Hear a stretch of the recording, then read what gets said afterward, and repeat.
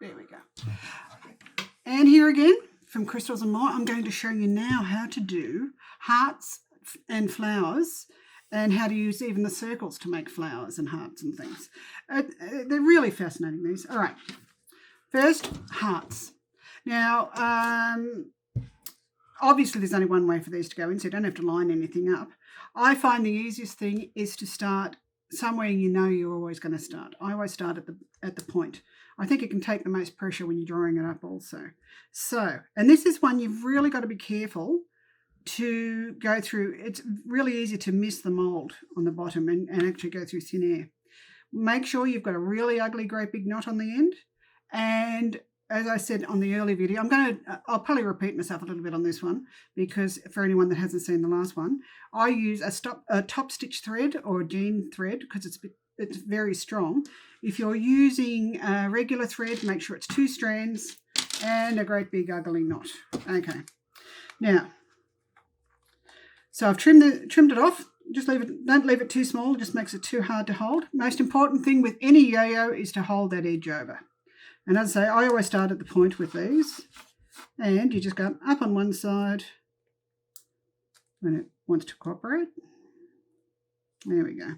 And down on the other side. And you're going to do this all the way around. And of course it's going to keep on knotting because I'm being videoed. Right. So one thing you'll notice with all the yo-yo makers is how big the stitches are. And I think I touched on that with the last video too. Those beautiful antique quilts you would see years ago, they were gorgeous, but frequently you'd see really large holes in the middle. And that is because they've used these beautiful small stitches. For yo-yos, it's important that they're large stitches. In all my kits, I usually explain if you're making a yo-yo at home, make sure the stitches are quite large. Otherwise, there's too many thicknesses of fabric and it just won't close. And you want it to be a nice closed yo-yo. And with these shapes, they get really large in places, which I'll show you in a minute too. Now, as I say, making sure I go through all the thicknesses, like not missing the mould.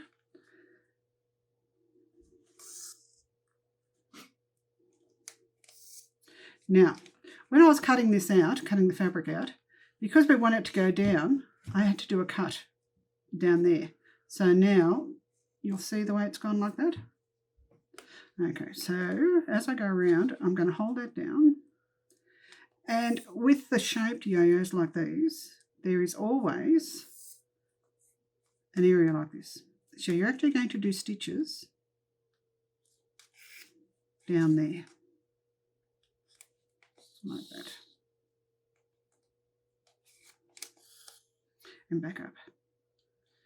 And then we go back to the circle. But always make sure you're holding your fabric down. If ever you do one of these and they're really, really ugly, like where you've drawn it up, you can always put a button over the top or a smaller yo-yo or something. But nearly always they turn out pretty nice. So you keep going around.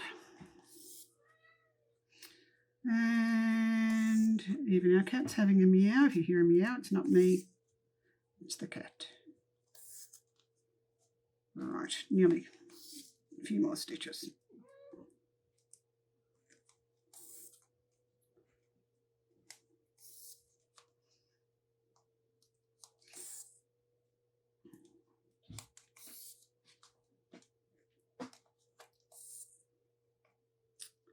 And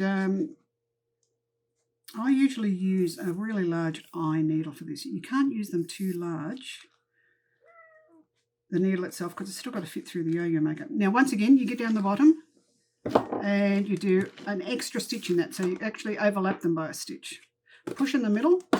Now, before we take it off the mould, this is very important. You're actually going to cut down there. Make sure you don't cut all the way through to where that thread's going across, just down there, because that will allow it to turn over like that. So take it off the top and draw it up again.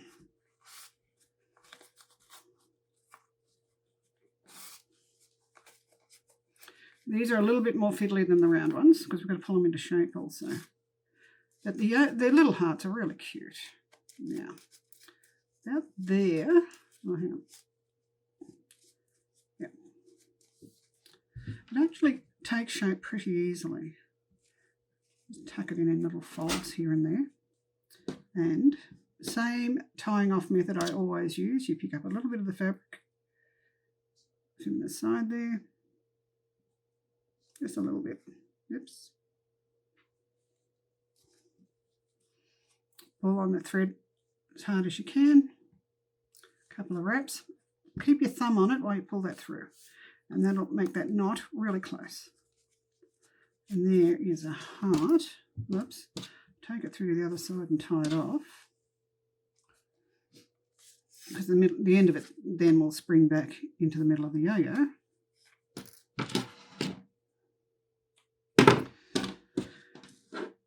Then you get something round at the end. I'm just using a bodkin, and you just push those out. If you didn't have that little cut down the middle, it just wouldn't be able to spring up. It's really important. So we'll just do that. And there is our heart. Now with the small hearts, I also use them as petals. I'll show you those when we get up to those flowers.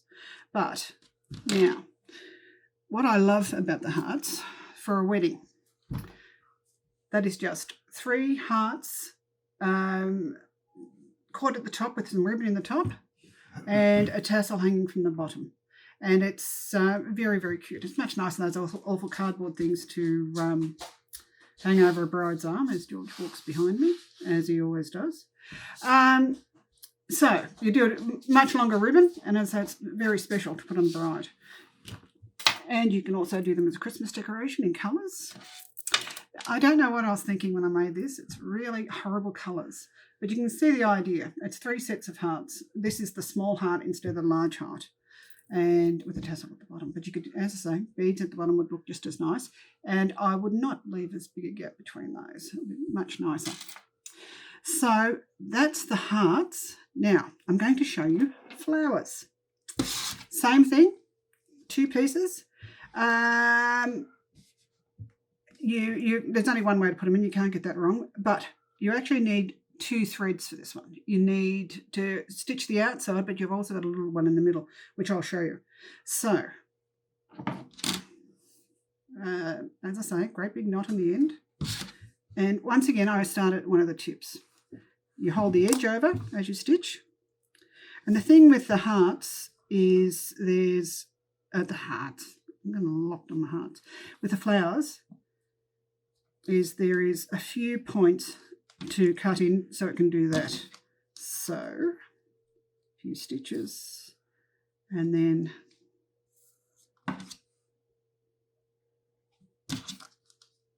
now hold that down. Always make sure you hold your edges down as you any yo-yos. And down.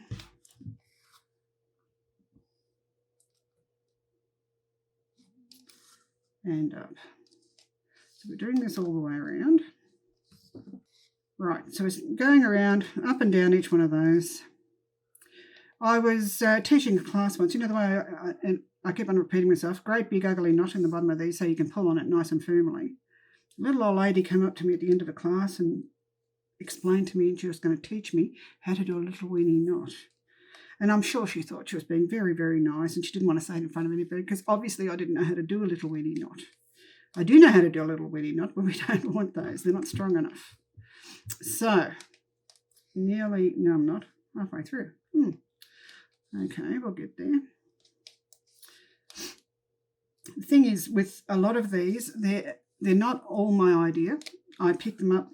I have lovely ladies that work for me. We talk amongst ourselves and all the different ideas that come up with how to use the flowers and the different ways of doing them. And if you didn't see the first video, I do recommend you have a look at the first video. There are so many different things you can do with round yo-yo makers. But this one, we're really focusing on the hearts and the flowers and even making flowers with round yo-yos. And now, one more little section to do. And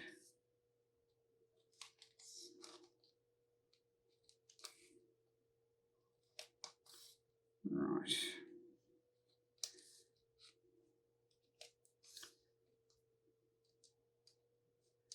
There we are.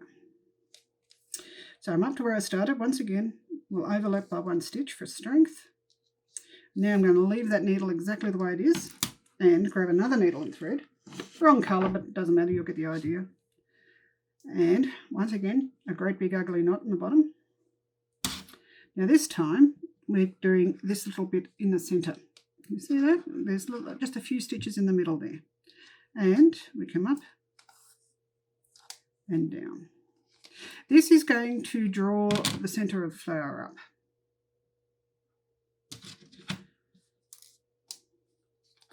A little bit confusing with a couple of needles kicking around, but now if I wanted to, I could have put another piece of fabric in there and had a different colour centre. So it's only a matter of just dropping the fabric in there before you put this one on top of it. You don't even have to sew it down because as you're sewing here, it's going to pick them up.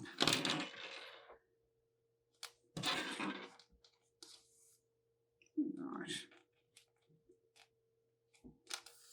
Okay, so now I'm just going to, once again, overlap the other stitch.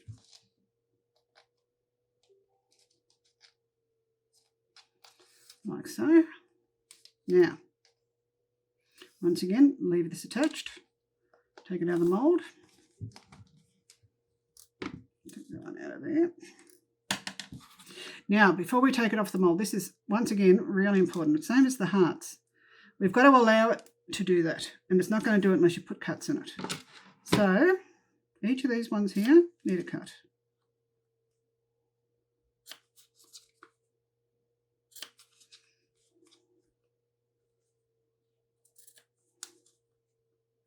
Make sure you don't cut too long and then you cut into your fabric, into your thread.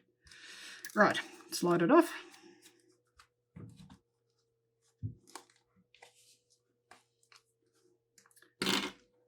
Now we're going to draw up our middle one first.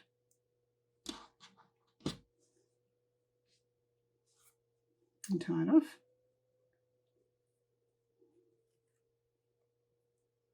So once again, pick up a bit of the fabric. Couple of wraps and pull it through. Right. Just get it off there.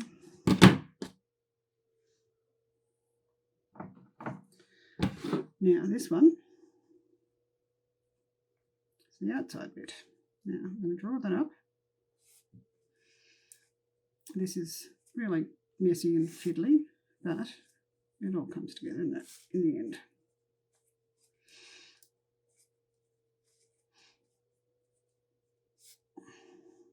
So you end up with, how attractive is that? Ugh. Okay, so I'm going to draw that up like so, tie it off again the way we did before.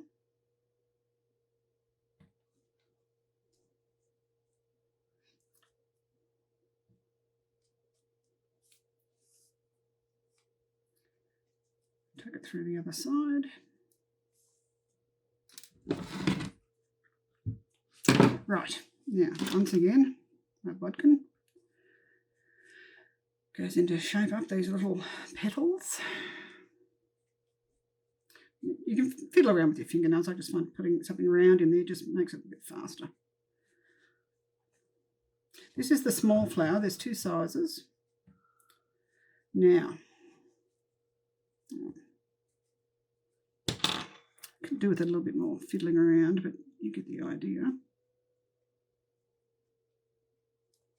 So you pull it into shape, and that's actually the right side of it face up. But now, if you get a little bit of wool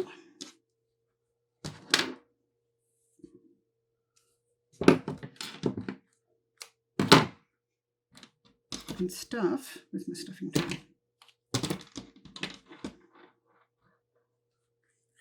I'm actually going to stuff the wool into there. actually prefer the flowers used this way. You can pull that into shape. Really bad choice of fabric, but you'll get the idea anyway. But you actually can sew it down like that. And I reckon that's really cute. Now, that's the large flower, and these two are the large flowers and these are the small ones. That's using them the correct way, which is that way. Now, this one over here, which I'm about to show you, is using it the wrong way. I think I overstuffed that one a little bit, but you get the idea. I could have had a little bit less stuffing, because if you look at the one I just made, a little bit softer stuffing would have looked a little bit nicer. It looks like a great big knob in the middle. But they're actually really, so you can use them either way. And you can even put them side by side and mix them up. So they're really lovely. And I've used quilter's lame with these, a bit of batik here. This is a poly rayon. Now, I didn't talk about these. I did on the last video. I'll go over it again. With these, they are, oh, hang on. No, I'm jumping around before I go to that. Getting back to the hearts. These here, I've used hearts. They are the small heart like, no, hang on, that's the large heart. There we are. The small hearts like those. I've just pulled them over like that, and I've tucked them in as petals, leaves. And I think they look rather nice. But you can just make up any kind of leaf, but I kind of like those. They kind of sit there rather well. So that is, and you can also put crystals in the middle or a smaller, even one of the other yo-yos. You could even put a little, who knows what you could do. So that's those flowers and those ones. Now, this one here, that's using the round yo-yos, and I did touch on this again with the previous video, but I'm going to talk about it again. You can do it in any size, preferably a fabric that's quite light. The batik's a little bit too thick for this, but I would use, as I say, this is Indian polycotton. You could use anything that's, you want it to have body, but you don't want it to be too thick.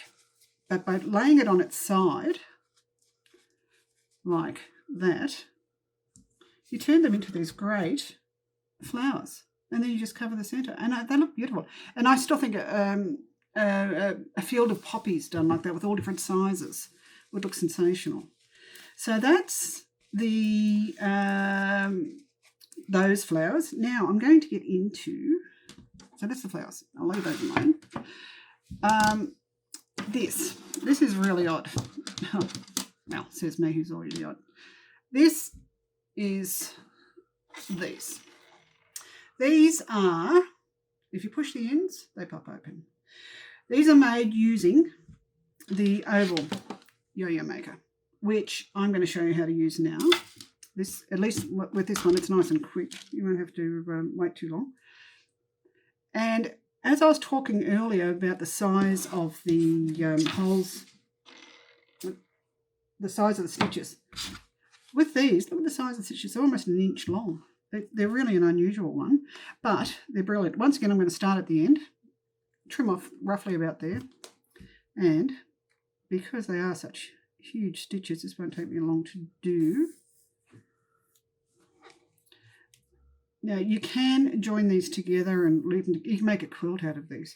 And it's worth looking at Clover, I think it's Clover US or Europe, and they have a lot of other things you can make using the Clover yo-yo makers.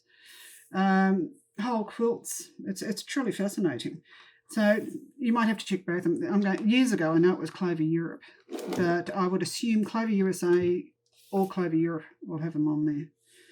I haven't looked for a lot of years, but right. Oh. I suppose I could have done this a little bit beforehand, but I was thinking it was going to be a lot faster.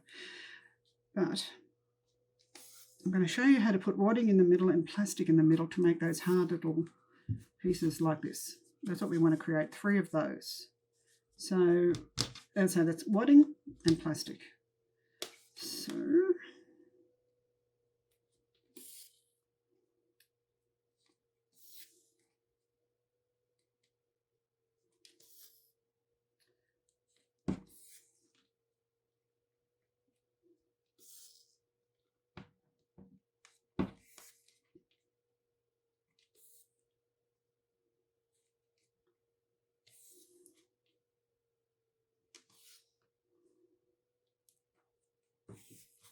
Right, nearly done.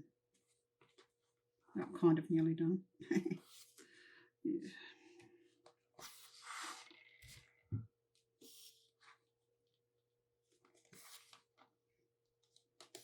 The thing is, I couldn't find brown thread and I thought green will have to do. But the thing is, you see so little of the thread, you can get away with using anything really.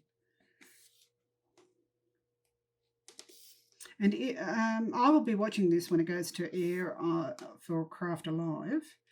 Fire through any questions you have and I will answer them. I'm not doing this live because I'm not good at technology, and if I do it live, seriously, you either don't hear it, can't see it, or just a disaster. So by pre-recording it, at least know you'll get to see something. Now, I've gone around to where I started, overlapped by 1 stitch. Now, this is where it's different. I'm going to push that off. Now, before we draw this up, we're going to put a little bit of wadding and a little bit of plastic. Now, I'm going to have kits for this on the website, but basically, if you want to do this, that's the size of the plastic, but make sure you then take it to a bit of a point, but not too sharp. Always cut the ends of it off, otherwise it'll cut through your fabric. But that's the plastic in the middle. So, hold that and draw it up. And there we go.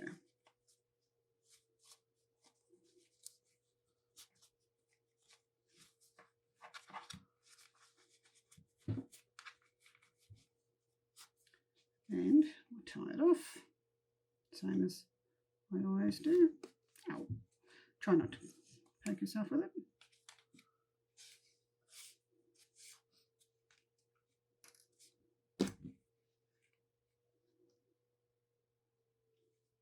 I was trying to go through the plastic then.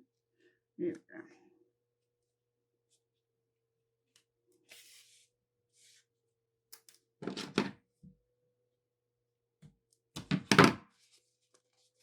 So now, what I usually do is just make sure they're sitting in nice folds. Don't want them sticking up and looking really weird. And there we go. Cut my thread off a bit there. But look, very, very simple. Okay, now when you've got 3 of them, because I'm going to show you how to make this one, you need to sew 2 of them side by side, or like that. You're going to sew down 1 seam. You're going to sew 2 seams out of the thing and leave 1 open. And I really shouldn't have used batik fabric. I'm not sure I'll show you all of this. Starting again.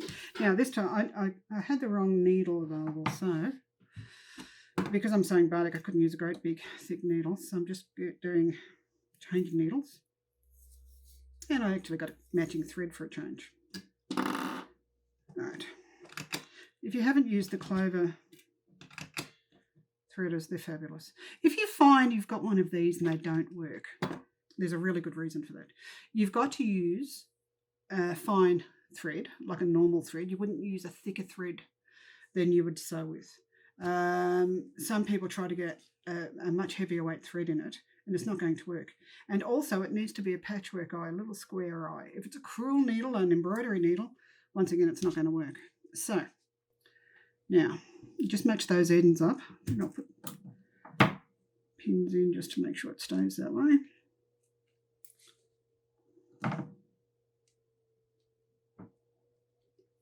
Okay. I was just saying to George while I've been preparing for all this, I have lost so many needles in this room. I'm sure I'm going to find them the painful way, which is the way I usually find them. Right, so I'm going to do a couple of stitches there so I can take that pin out.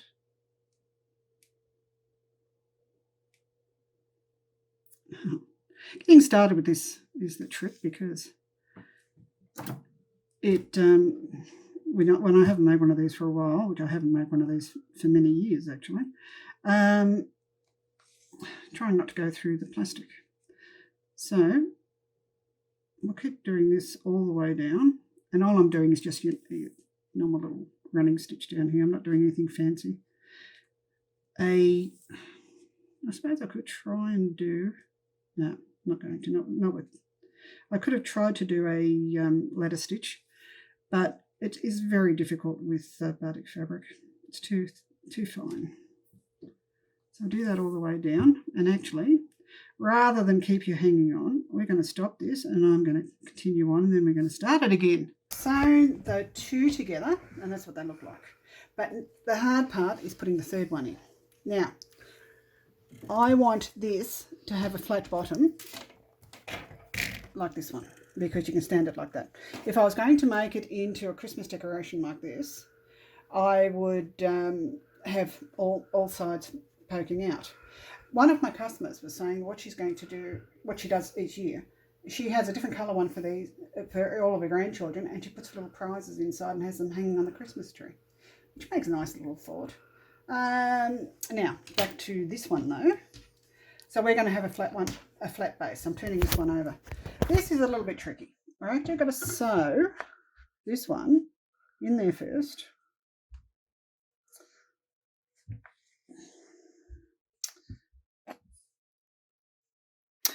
No. Oh dear. Okay, we can't do that.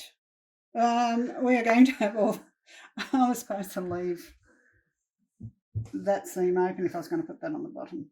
Oh, I buggered it up. But I'm going to sew this in as though I was making one of these ones instead. So ignore what I was saying before. So if you were going to make one that goes flat like this one, you would leave the bottom one up, which means you would have to sew the bottom one to the side and then that side on that side. And of course I left it to the last one, which is not doable, which is pretty much par for the course with me, but you get the idea. So this one is going to face out the same way as the others. Now if I was going to make this into a decoration to hang it, I would also at the moment attach a ribbon to that end, and when I'm sewing down this end I would put a tassel on the end, although you can add your beads last because it doesn't need to be in a seam. So just doing a few stitches on that end to hold it in. And if you need any further explanation to that, because it's a pretty ordinary explanation, give me a buzz. I'll explain it to you. Thank you very much. Don't forget crystalsandmore.com.au. Don't hesitate to drop me a line. You can also ring me. I think my phone number's on there, 0402 509 955. And I love all this stuff. And it's so much fun to talk about and show people how to use. Don't hesitate to contact me. Never feel for a second you're on your own. If you've got some of these products you don't know what to do, give me a buzz. Okay. Once again, Anne from Crystals and More. Thank you. Bye.